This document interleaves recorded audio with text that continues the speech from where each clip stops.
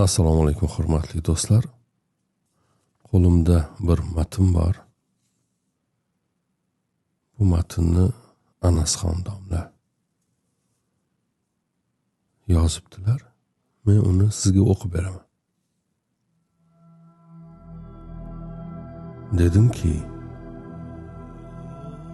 yolg'izman. Dediki,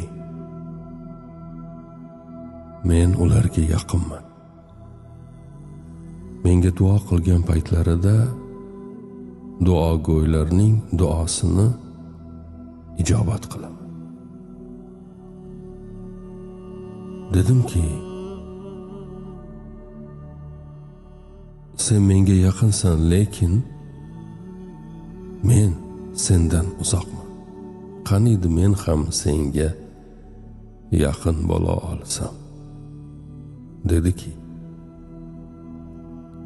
Parvardigoringizni ichingizda yolvorib, qo'rqib, dildan ertayu kech yod qiling va g'ofil kimsalardan bo'lmang.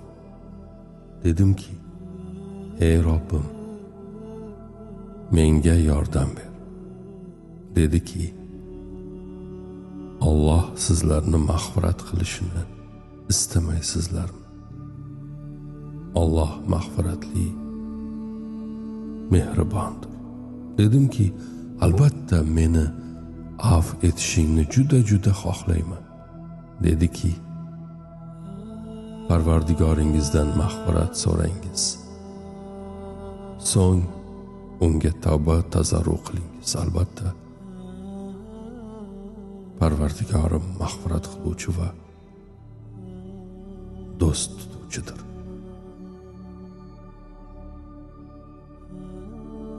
Dedimki, gunohlarim juda ko'p. Shuncha gunohim bilan nimayam qila olaman.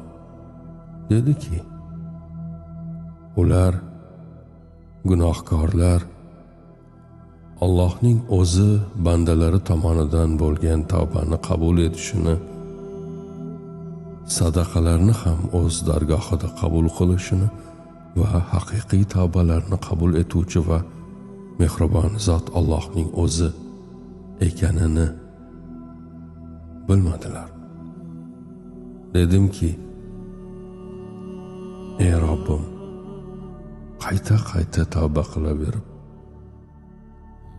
tavbamni buzaverib, yuzim ham qolmadi. Dediki, u bandalaridan tavba tazarru qabul qiladigan, yomonliklarni avf etadigan va qiladigan ishlaringizni biladigan zotdir. Dedimki, ey Robbim, gunohlarim ko'p. Qay biriga tavba qilay? Dediki, ey Muhammad, mening turli gunoh ma'siyatlar qilish bilan o'z jonlariga jinoyat qilgan bandalarimga ayting. Allohning rahmat marhamatidan noumid bo'lmangiz. Albatta Alloh o'zi xohlagan bandalarining barcha gunohlarini mag'firat qiladi. Albatta uning o'zigina mag'firatli, mehribondir. Dedimki, ey Robbim, senga qaytsam yana qabul qilasam? Dediki, har qanday gunohni yolg'iz Allohgina mag'firat qil. Dedimki, ey Robbim, naqadar oliy janob, go'zalsan. Bu so'zlarni eshitib ichimga sig'mayapman. Allohim, seni yaxshi ko'raman. Dediki, albatta Alloh tavba qiluvchilarni va o'zlarini mudom pok tutuvchilarni sevadi. Dedimki, ey Robbim, mening sendan boshqa kimim bor? Dediki, Alloh o'z bandasiga yetarli emasmi? Dedimki, ey Robbim, meni shunchalik yaxshi ko'rasanmi? Dediki, ey mo'minlar, Allohni ko'p zikr qilinglar va ertayu kech u zotni poklab tasbih aytinglar. U sizlarni kufr zulmatidan iymon nuriga chiqarish uchun sizlarga marhamat ko'rsatadigan zotdir. Uning farishtalari ham haqlaringizga duo qilurlar. U mo'minlarga mehribon bo'lgan zotdir.